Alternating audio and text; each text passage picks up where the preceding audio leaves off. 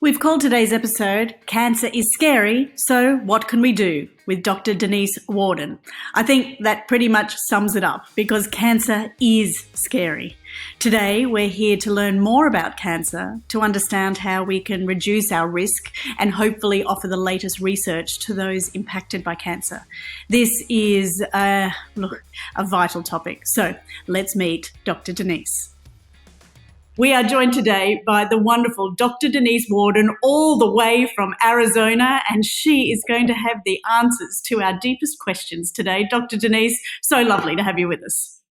Great to be here. I love Australia. I have been there, lectured there for 8 hours. Literally, I gave an 8-hour lecture that was being translated into Russian. So after that was over, I got to explore Australia and loved it. Loved the people too. My goodness, well, in my intro, I know you wear many different hats. You've had many different lives in this journey of yours. Can you tell us a little bit about your life journey so far? Because it has been an absolutely fascinating one. From, I guess, growing up is one thing, but news anchor, then into politics, and now a doctor. So where did it all start for you, Donese? You know, I guess I was born fearless. It would be a word that's been used for me. And I do think it fits because if I see a wrong, I want to right it. I may not be right, but I want to right it if I think someone is being taken advantage of or there's something that's not quite right. I've always not been afraid to speak the truth, even if it meant that I might have to put on a little bit of armor for a while. So that's been inherent in me. The reason why I was a news anchor and got into the news business was for something that I had done that I spoke up about. And then the station said, wait a minute, would you like to have your own television talk show with NBC? And I said, sure. So that's how that happened. But as an anchor in news, what I didn't like was trying to ask the question to get the answer that we needed for a soundbite in a reel. That means ask someone, how do you feel after their house just burned down? That didn't feel right to me. And I said, there's got to be a better way. So then, long story short, went into medicine. Now I have amazing information and researchers and colleagues that I have a message that can really help people. So that's the short story. So really, it was all about a life purpose for you, and that's what gets you out of bed Always. in the morning, spreading the word. That's right. That's right. That's right. I've heard you talk about your mother and her medical experience. Would you mind sharing that story with us? Sure. I was in my first quarter of medical school, and I was in the room with my mother getting a medical procedure, and I watched when they did it because I said, can I watch and learn? They said yes. And they used another scope. They tried one, it didn't fit, used another. And I watched as they were damaging. Now I know, I didn't know then, as they were damaging the vessels, just trying to make the procedure to continue to go through.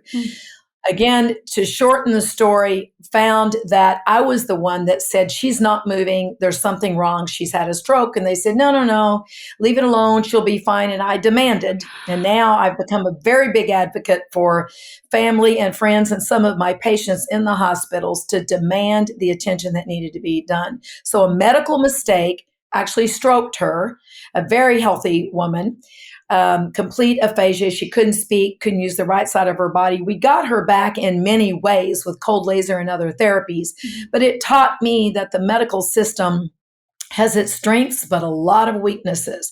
And we do not need, and no one should ever be afraid to fire your doctors or to ask the questions and not be afraid that they won't be answered. If they're not, you should fire your doctor.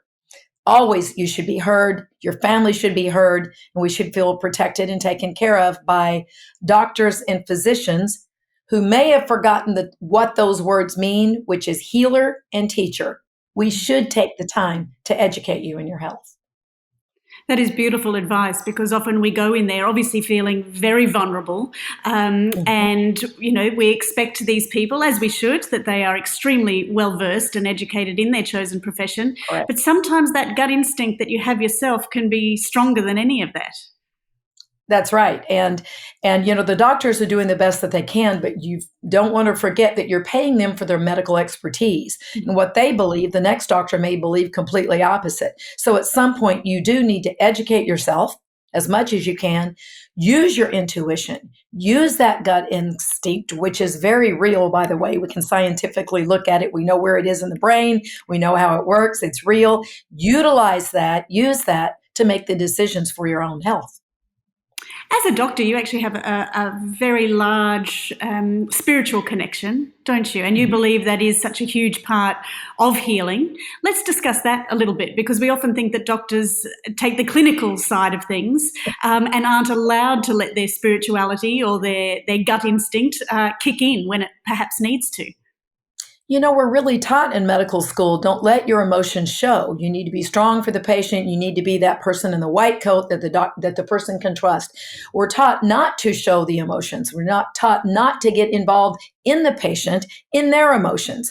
And I have found that to be the most limiting thing in medicine.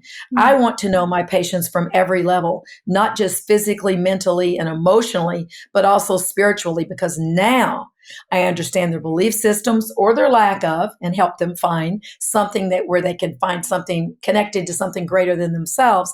Now we can get someone to 100% better, because it takes all of those levels. You leave out one level, it's hard to get someone to better, no matter how good the physician is. So we look at it as dis-ease, being that disease within the body, and that does come from the inside. Do you believe that cancer is something that you just catch, that you contract? Is it hereditary? Are we all just sitting ducks waiting to be picked off by whatever cancer it might be? Or is it something that does start with that dis-ease within our own bodies? Well, all of the above, I'm going to say. And so we know that only maybe 2% or 3% of cancers are actually genetic. So very few are. We've gone down the wrong track, studied the wrong thing, in my opinion. And people who are interested in this can read the book by Travis Christofferson called Tripping Over the Truth. And it's the history and the science of how we've really studied the wrong thing. And we are still doing so. It is a metabolic disease. That means something has gone wrong inside the cell, in the metabolism of the cell, and that's what kickstarts most cancers. So is it genetic? A few are. However, can you catch cancer? HPV, Epstein-Barr viruses, there are viruses that have been linked to cancers. However, a lot of people have those viruses and don't get cancer. So what is the difference? Now we're back to the mind, body, physical, taking care of all those levels within our bodies. It's much easier to prevent cancer than it is to treat it and cure it, right? Mm-hmm. But all of these things play in, and I always teach that DNA is not your destiny.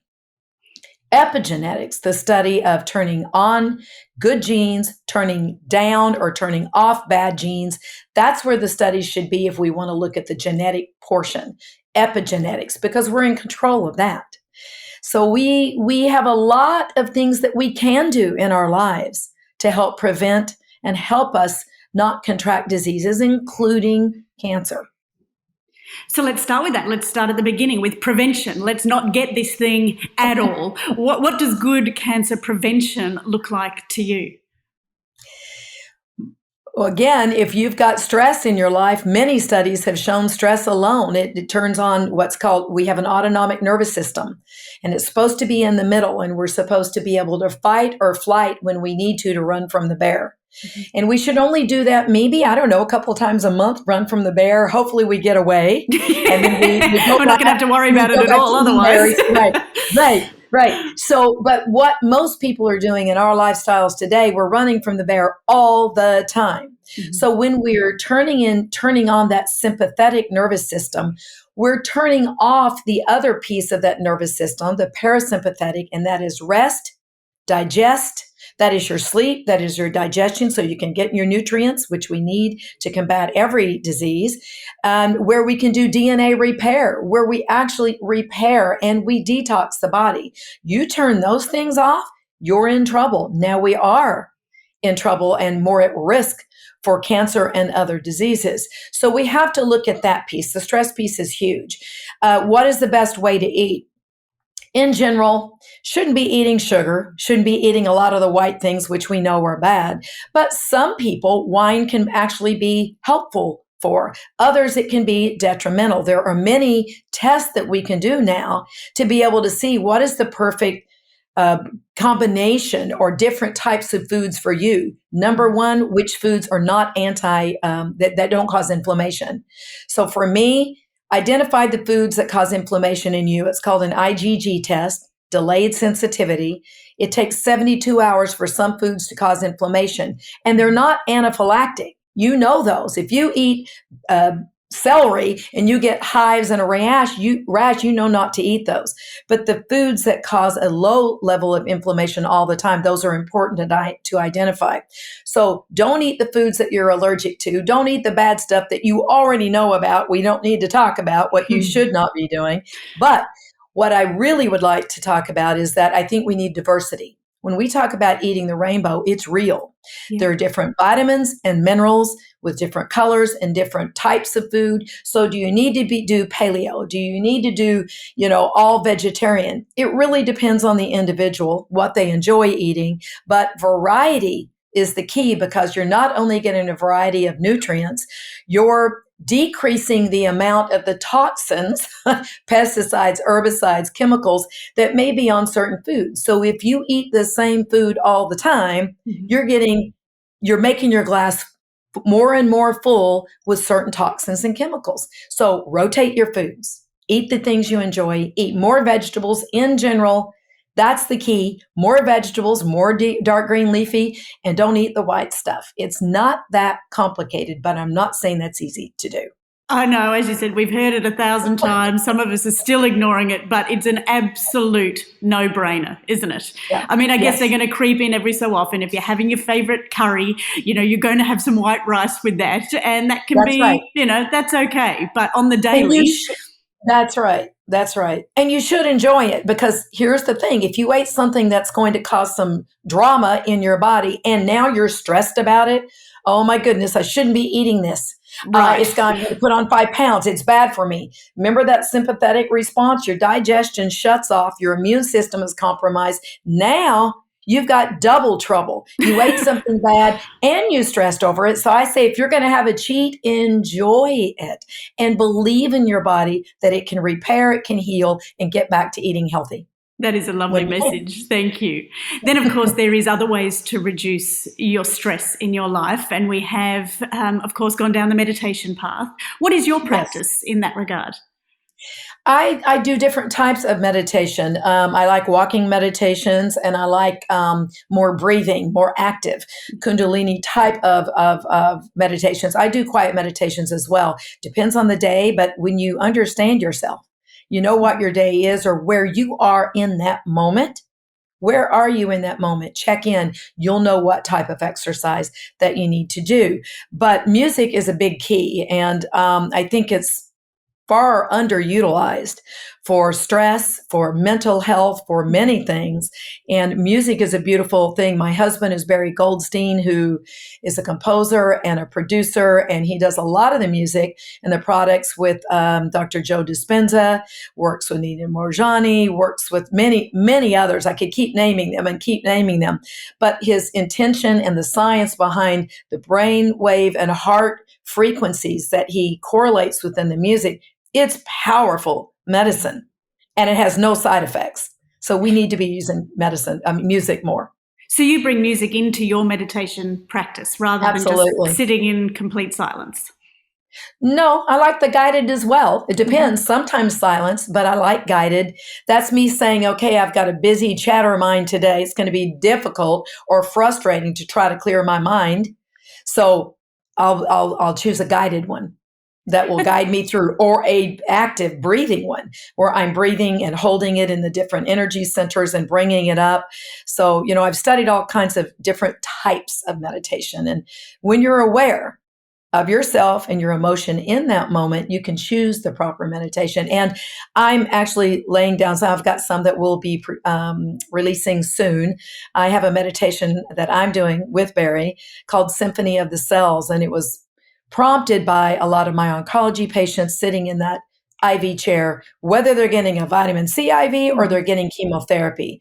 What are they thinking and doing in that moment, and helping guide them through a visualization of talking to their cells and their molecules in their body. And so I'm excited to release that very soon. I have a lot of my patients using it already. Denise, that sounds amazing. Is that just for cancer patients, or No, is this something you can use yourself? Everyone can use. It's very good for that hour in that chair, but no, everyone can use. And a lot of my patients have really enjoyed it, whatever their disease states are, whatever they're struggling with. It's really, again, bringing back the power of you, empowering you to know that the best pharmacy in the world is your own bodies. We don't have pharmaceuticals or nutraceuticals that are nearly as powerful of the molecules that your own body produces. So how does it produce it when we're in that parasympathetic, I'm okay state? There's no bears to run from. The body says, I'm not in survival mode. What can I do now? When it's in that repair state, that's when we see literal miracles happen. And I'm going to say miracles because we can call them spontaneous remissions. We can call them, we don't know what happened. It doesn't usually happen in medicine, but the things that happen that are outside of normal happen when people, especially oncology patients, have gotten to the place where they're not afraid of death. They're not afraid of the cancer. They've let the fear go because they've been able to connect so deeply to something outside of themselves that it doesn't matter, that they know it's all okay. It's going to be okay. And everyone needs that, whether we have cancer or not. A daily practice to get you to that state, even if it's just for 5 minutes, to remember what it's really all about, what it feels like. And when things go south in the middle of your day, which they always do, right? To be able to know that you can always go back to that peaceful, connected state and know it's okay. It's going to be all right. I don't think you can call remission a miracle in your profession when you've seen this happen time and time and time again. So you really do have a strong belief and backup for the fact that, as you were just talking about, working through, I guess, again, back to that spirituality of I'm not actually afraid of what's happening to me anymore. There comes a place of peace with that. And some would say, well, that's the end of my journey and I can now move on, or it's just the beginning of my healing. And are you sort of out on a limb with this, Denise, or has modern medicine actually caught up to your practice now? No, this conversation is not new anymore. You know, I asked about a spiritual connection on my intakes with my new patients 25, 30 years ago. Nobody was asking then. I was the first one to ask, but people wanted to talk about it. Patients or clients, whoever I'm working with from all over the world, it didn't matter. They wanted to talk about it, even if they didn't have a spiritual practice. So they wanted to have someone that they felt that they could speak to this about. So no, I'm really not out on a limb. It's still not considered part of mainstream. It's not taught in medical school to ask your patients, do they have a spiritual connection? But there's so much science and a lot of studies behind it now. Even if we're just saying relaxation, whatever we want to call it, there's enough data now for us to know that it's real. You know, and I design and conduct clinical research, and I work with major institutions from all over the world. And so now I can bring up some of the topics, that topic in there, even though we're still studying molecular, or I'm got a cold laser study going with frequencies. I'm very science-based. To me, science and spirituality are connected, and they're not distant from one another. And so, yes, I can have this conversation with the right people at the right time. And we're not just talking about religion connection, spiritual connection here, are we? Everyone must have some sort of belief in themselves even. That's right. So, you know, sometimes religion can get in the way. And I'm not saying don't go to church. If you enjoy that and it brings you peace and connection and community, that's fantastic. But sometimes the rules and the regulations that come with religion put a stop to the ability for a person to grow spiritually. And that's individual, and it depends on, the belief system to start. But I'd ask patients, do you have a spiritual belief system? They say, yes. Let's say they're Catholic. They say, I do my rosary every day. I do this, and I pray every night. I read my Bible. And I say, but do you feel connected to God? Because that's their belief system, to say, do you feel connected to God? Well, but I do this and this. I'm following all the rules. That wasn't my question. Do you feel connected to whatever your belief system is? And then they will cry and say no. So it's just an opening for people not to necessarily leave their religions, but to dig deeper. If they're Jewish, what about the Kabbalah? If they're, there's deeper ways to find a spiritual connection with or without religion. And I find that music and meditation is similar to prayer, and you can swing it any way you want into your belief system, but finding that and experimenting and playing with it is a beautiful thing. And people, especially oncology patients, when they've been given what they consider a death sentence, they're facing the mortality. They are searching at that point. But if they're searching out of fear, it's different than searching for, this is an opportunity. And I will tell you that I call them thrivers, not just survivors. They are thriving. Those that should have been gone many, many, many years ago. They're the ones that say cancer was the best thing that ever happened to me because it woke me up. Now I'm just not mom. I'm just not wife. I'm just not CEO of the company. It woke me up to find me, to know me. And it was the best thing that ever happened. And I would hate to think, hate to think you need that kind of wake-up call, which again comes back to that prevention, doesn't it? That's right, it does. But sometimes we need a wake-up call. I hope it's not cancer. Maybe a wake-up call is, you stubbed your toe, but something that says, come out of the dream, come out of this, who you think you are in this world, and really know who you are. Our wake-up call is our chat with you, Dr. Donese, today. And again, back to that simple fight or flight. If we're forever living in that stage of running from the bear, you're never at peace, and your body is never at peace. So back onto the prevention, one of the greatest things you can do is find moments in your day of peace, whatever that is for you. Beginning your day and ending your day are the two most important times. When you get up in the morning, if you put your feet on the ground and you're flying, you haven't even woken your body or sense, your spirituality, anything into that day.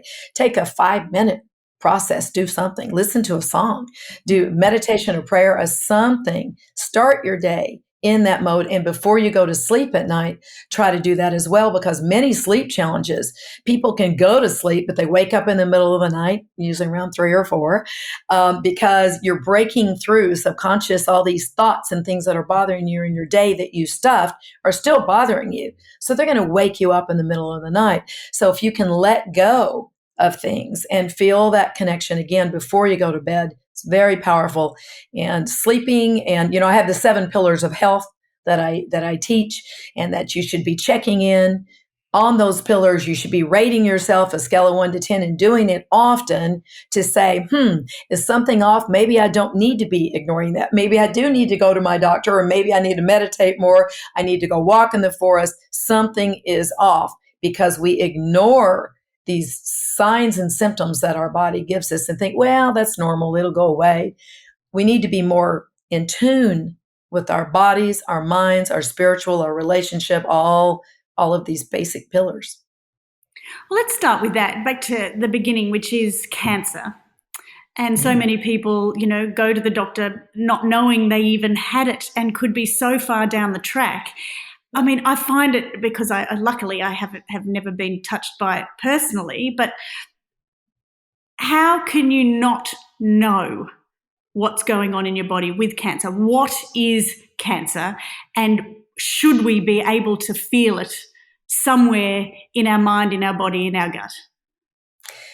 I would have generally said not necessarily. If you don't have a tumor that's large enough to be pressing on something for you to have signs and symptoms, you may not know it's there. But generally, most people start feeling a little fatigued. They forgot what good energy feels like. what a 10 feels like. It slowly was coming down, or sleep challenges, or their bowel movements are off.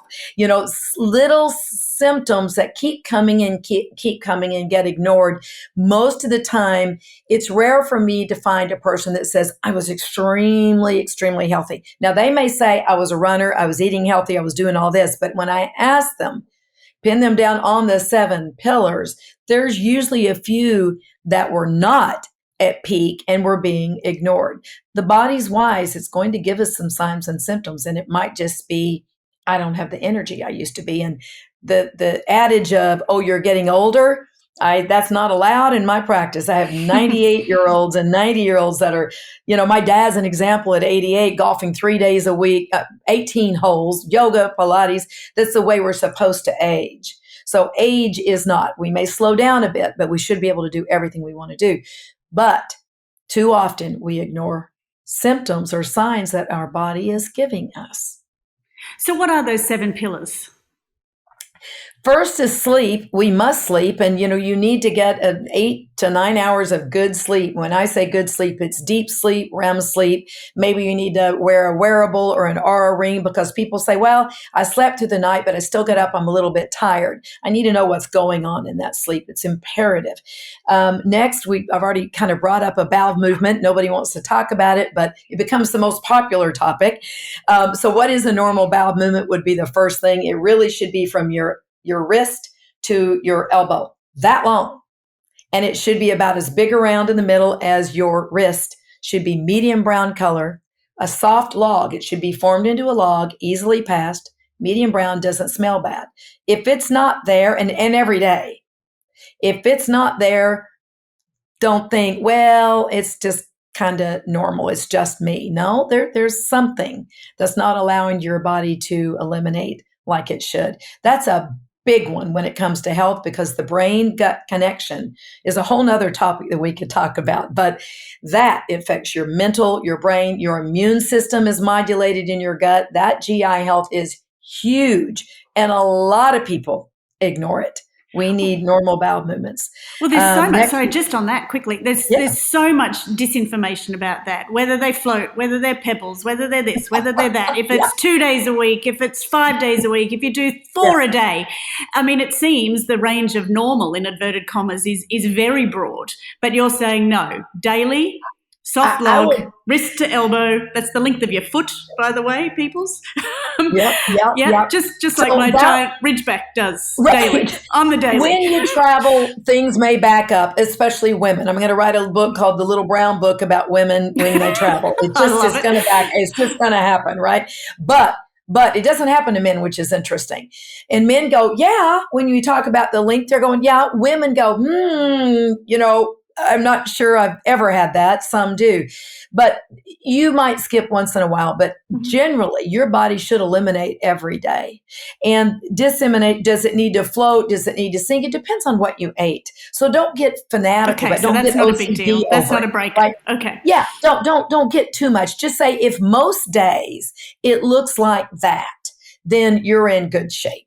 Right? Then you're in good shape. So we don't want to overanalyze it. But if something is wrong, I studied parasitology with the world's leading parasitologist many years ago, and still, I think for a lot of internal medicine or integrative medicine, I know a lot about parasites compared to most. I have people that have no GI symptoms whatsoever, and they have parasites. So we've got to really understand. Sometimes theirs is just fatigue. So I'm bringing back into this energy level. But bowel movements are very big. The microbiome, the bugs, it plays into cancer. We know it. There's certain probiotics we think that we'll be starting to use. We'll eventually one day get where we have a certain strain of probiotic that will be used for a certain type of cancer. It's already been, it was 6 years ago when I was going to the research conferences with the researchers. We're getting close. So using the bugs, working with the microbiome for mental health, immune system, cancer, all the things that we're talking about. So that's an important one. Yes. body. It's not about your BMI. It's not about how you look. It's how do you feel? Do you take care of your body? When you look in the mirror, are you flabby? Are you soft and you hate it and you're weak? There's a problem. If you're at a 10 and you go, listen, I don't have the body of that model, but for me, I am in good shape. I am strong. I feel good. That's where we want to be. And if you're not, what is it? Exercise, there's reasons, and finding that, and have all kinds of things that we dig in to find the reasons why it's not perfect. But body is an important one. Energy level, scale of 1 to 10. You should wake up with good energy. You should have energy throughout your day, not crash in the afternoon. You should go to bed at night with a calm, good energy, not a wired, tired and wired, we call it. Energy inappropriately, letting your body hormonal wise know where your cortisol levels should be at different times of day, where that pattern is. Knowing those hormones is huge, but energy should be good. It shouldn't be, well, I'm just getting tired. Well, I work too much. Need to find the reason why that's not good, right? Your mental state. Are you happy? Yes, you're going to get upset over things. Yes, you're going to get mad. Those are normal emotions. But do you feel in control? Do you feel generally happy? Do you handle those emotions well? Do you have clarity in your thought? Are you forgetting words? Is your cognition there? Checking in on your brain. How is it working for you? And making sure that you're kind of looking at all the different pieces. In the way I teach it on the different brain levels is your brain really at the amount of function that it should be right now? Now, if you're not getting enough sleep and you're under a lot of stress, we'll forgive the brain. But if it's happening a lot, there's something else underlying, right? Relationships, a big piece. We don't talk about it. And we certainly don't talk about sex in doctors' offices. Even in gynecologist OBN, they don't even talk about where's your libido in your sex life. It's rare for them to ask about it. And we should be asking women, are you having pain? Is it painful to have intercourse? And then you got to know, is the entrance, is it back? There's a reason for it. It is not normal just because all your friends have that, to have pain with sex, with intercourse. It is not normal. And that's something that I really want to talk about, is that there's common and there's normal. A lot of things we're talking about, bad poops, bad sleep, bad sex, not having an orgasm, those are common, but they're not normal. And we need to stop telling ourselves, well, it's common, everybody else has this issue. Yeah. Relationships, if you feel alone, you don't have friends, family, colleagues, you don't have anyone, you just feel solitary, alone, you'd rate yourself a 1. A 10 would be, you've got a good tribe around you, you feel supported, and if something goes awry, you've got a good team around you, support, and you're having great intimacy. And it doesn't mean you have to have a partner. I'm talking about intimate with yourself, loving yourself. Where is that libido and where is that sexuality? It's a part that we need to talk about more.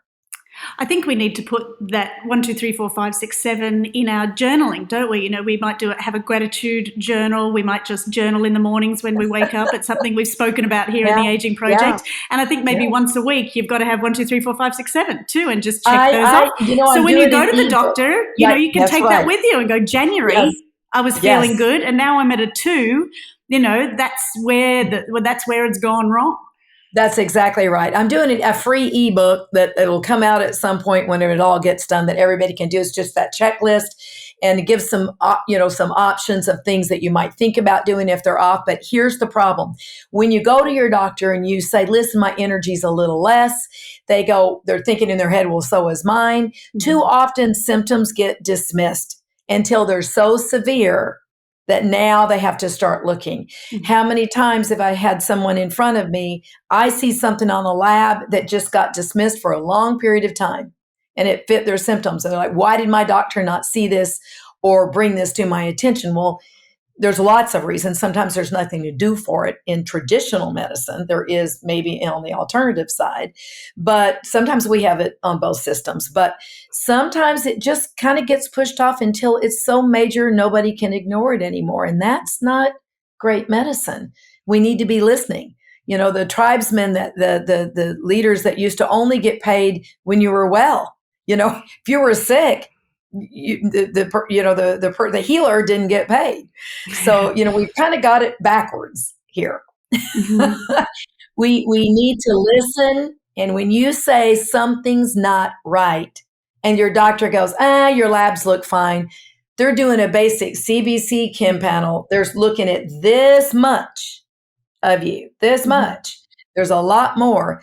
And too often we're told, oh, you're fine. But patients will come and say, you know what? I know something's wrong. I feel it. I know it. And then we look deeper and we find it. So it's really up to us individually to keep on that. And again, as you said in the very beginning, if you're not getting the answers that you want, if you're not feeling confident in the diagnosis, get rid of them and start again. That's exactly right. Try another doctor. Try another doctor. And there's so much in telemedicine now. We all work, most of us, we work with people from all over the world. You don't even have to be here. We say, go back to your doctor. This is what I do a lot. Go back to your doctor and make them run this, and this. And then we find things. You can still use your insurance. You can still use the healthcare system. But sometimes it needs to be guided. And sometimes the doctors just need to know there's another integrative doctor looking over their shoulder, and helping this patient ask the right questions. Or spending the time with the person to know what they need to tell the doctor. Because a lot of times they're not telling them the things that need to be heard. And doctors in a 5-10 minute visit can only hear so much. When I work with a patient at the beginning, it's a good hour. If they're an oncology patient, it's usually 2 hours. I need to know everything so that I can help them make their decisions for all the different treatments that are out there, be it traditional or alternative or a bridge between the two. My job is to educate oncology patients, or others as well, but oncology in particular. What are your options? What do we know and not know about all of these therapies? There's a lot of misnomers in a lot of it. And so being honest to say, we don't know this yet, but we think this, like apitherapy, bee venom injections. That's something that I'm utilizing. I'm not treating cancer with it, but I'm treating patients who have cancer because I've been using it for 25 years for autoimmune disease, rheumatoid arthritis, many diseases with fantastic effect. Now we know the mechanism of action. We know how it works. We know why it works. We know it pokes holes in a cancer cell, at least in a mouse. I've been working on humans in it for a different thing. So we need to tell the patient scientifically, we know the rationale, we know the mechanism, we know how it works. Hasn't been used in humans yet. Well, has been now, but at the time. And if this may help you with your sleep, your inflammation, and that's why we're doing it. So always being honest. There's a lot of cancer clinics that some can pay me $40,000. People are second mortgaging their homes. They're going to another country. They're flying in there. They're all doing the same stuff. And it's not really individualized. Everybody, no matter what type of cancer, is getting the same alternative treatments. To me, that's not great medicine. It should be individualized. Look at each person individually. Where are the pieces that need to be looked at? What's their belief system? What are they willing to do is hyperbaric oxygen, ketogenic, all the metabolic therapies. What are the ones that will fit with this type of cancer? When we know the type, we look at the pathology. That means we look at how aggressive is it? How fast is it? And then what's the patient willing to do? Where's the belief system? I've had patients that come that were traditional doctors that said, listen, I just want you to work on, just talk to me about maybe my diet while I'm going through traditional care. So that's fine. We start out there, but ultimately they start hearing about a lot of other things and repurposed drugs. And we start, playing outside of that field. And then I have alternative people come and say, I will not do surgery. I will not do chemo. I will not do radiation. And I always start out with, please try not to make your mind up yet until we look and discuss all of your options so you're very clear. Because what I don't want is that you to come back later and say, oh, I would have chosen differently if I would have known more. And that happens on both sides of the fence, both in standard of care and in alternative. People just don't know. They're afraid. They're thrown into a system. In 5 minutes, you have cancer. They're scheduled for chemo, radiation, and surgery within the next week or a few days. And they're going, well, I don't even know what I have. I don't understand it. Mhm. That's not a good way to go into any severe treatments. You need to be aware, educated, and you made the choice. Mhm.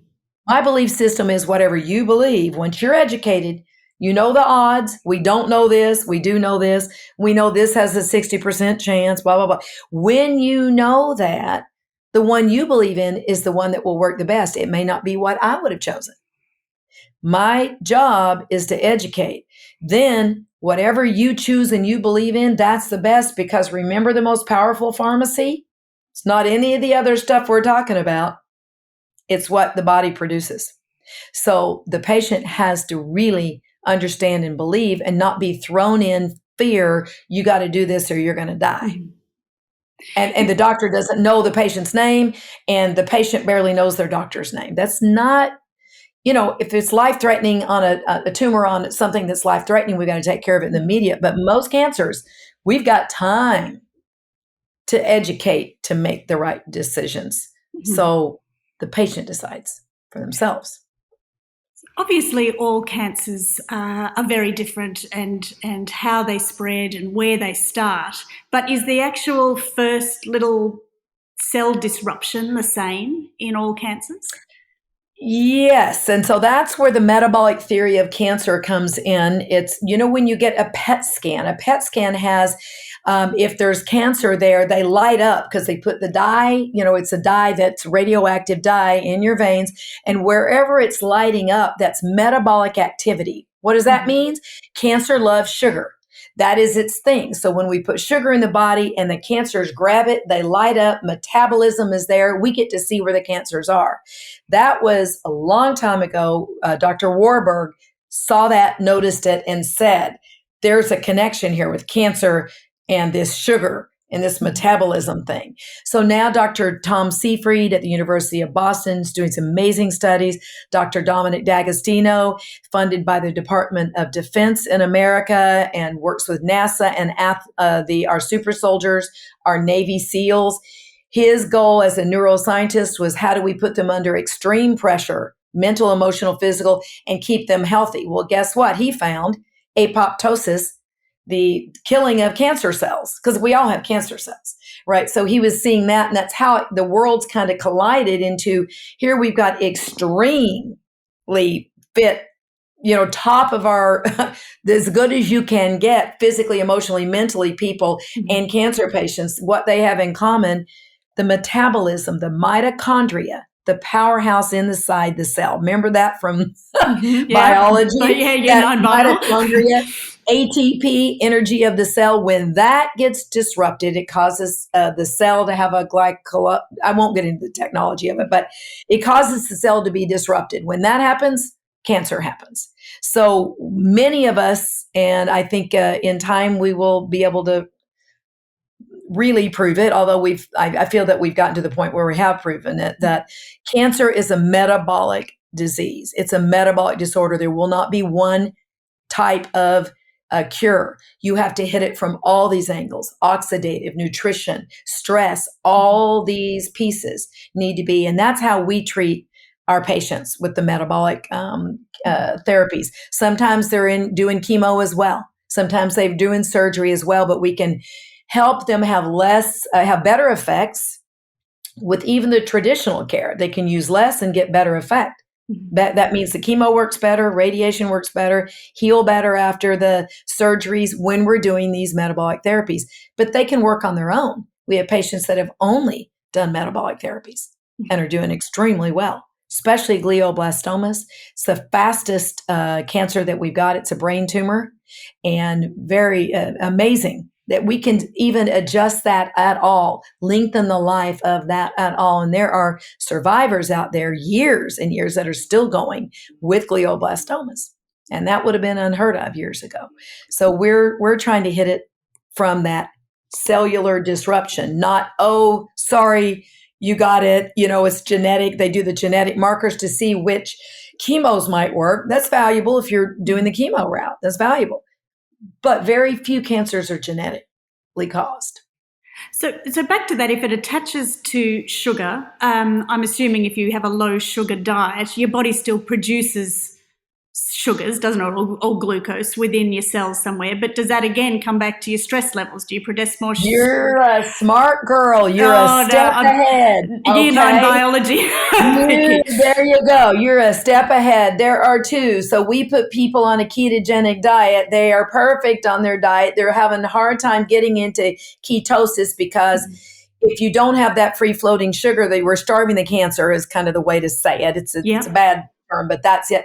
But they can't quite get there. It's because they're stressing, and your body will cause glycolysis. It will pull that from your muscles because guess what? You've got to run from the bear. You're in survival mode.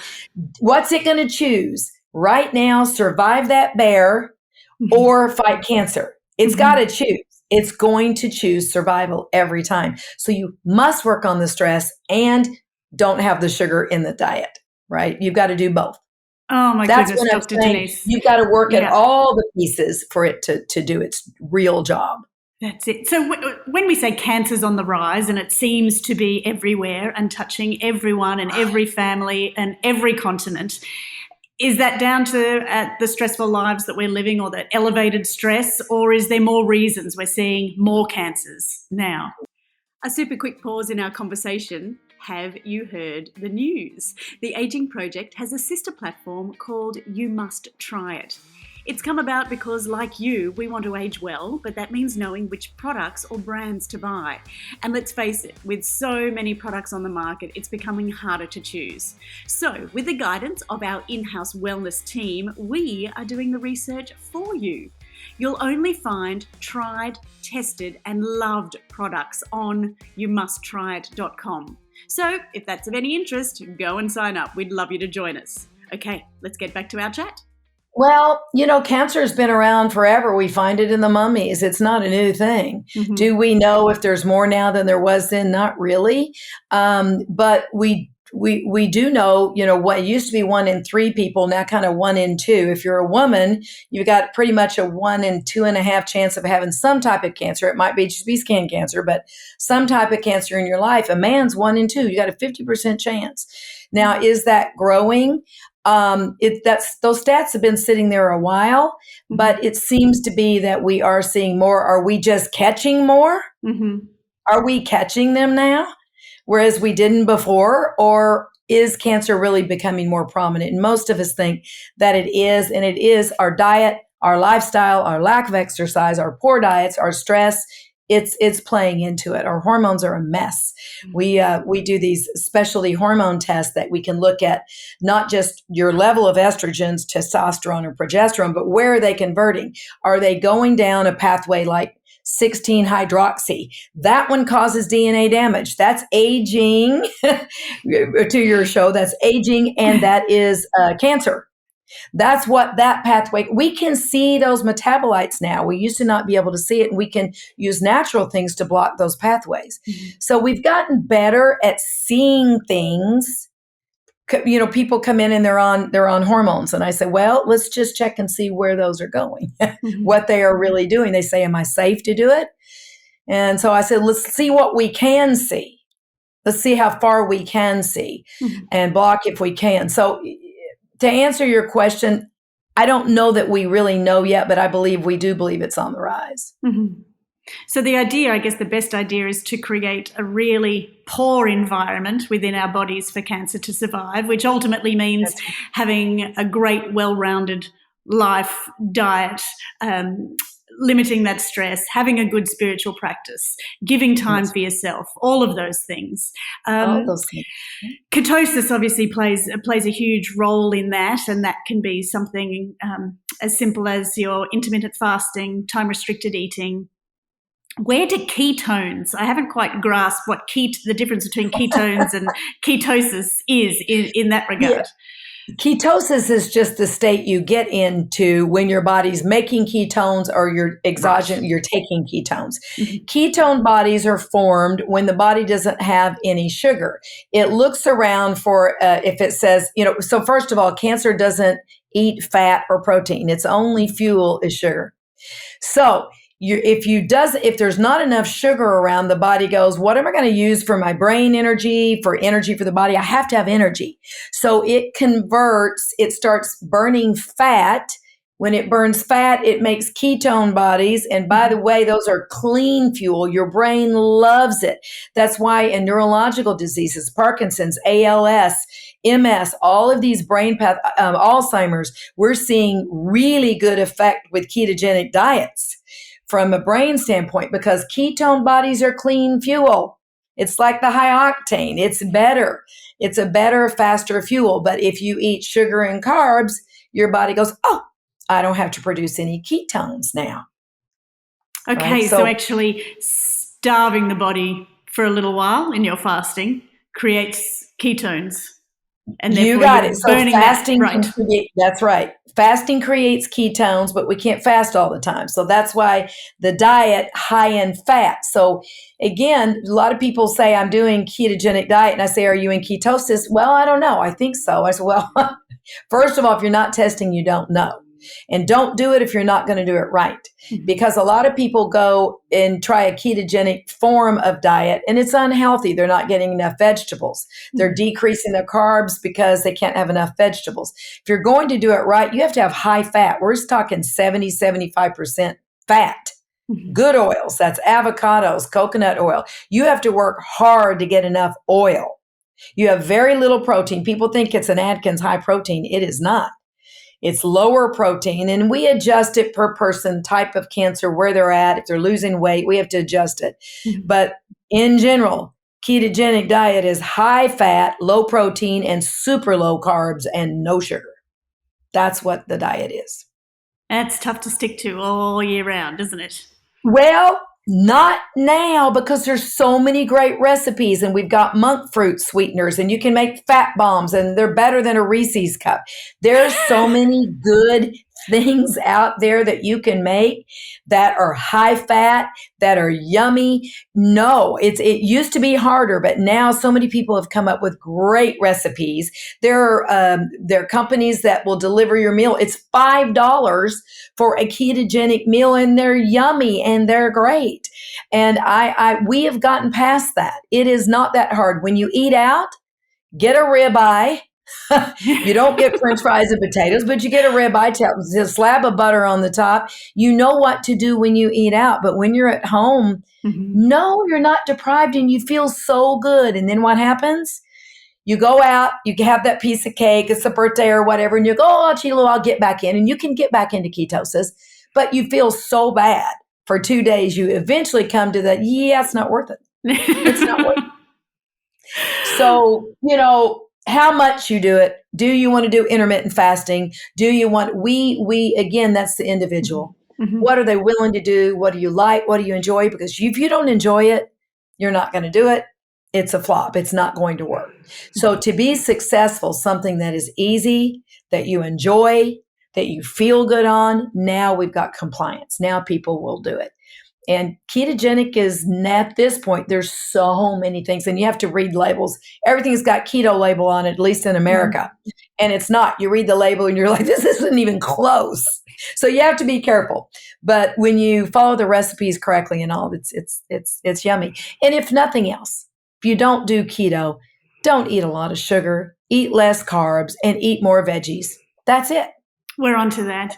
Can you see the end of cancer in your lifetime? I believe we can, because we've got so many, these metabolic therapies that we're starting to do are phenomenal. We're seeing things with patients that were not thought that we could do. We're learning more every day. We're learning about all these ancillary therapies that people are doing, the fenbendazole, hyperbaric oxygen. We're getting the timing. It's about timing and dosage. But we do believe that for most cancers, there's going to be a few. I mean, I just had a young patient with a Ewing sarcoma. He came to me, it had already metastasized. It was too late. That was going to be a hard one, and I lost him. I kept him alive longer than we thought, and he felt good.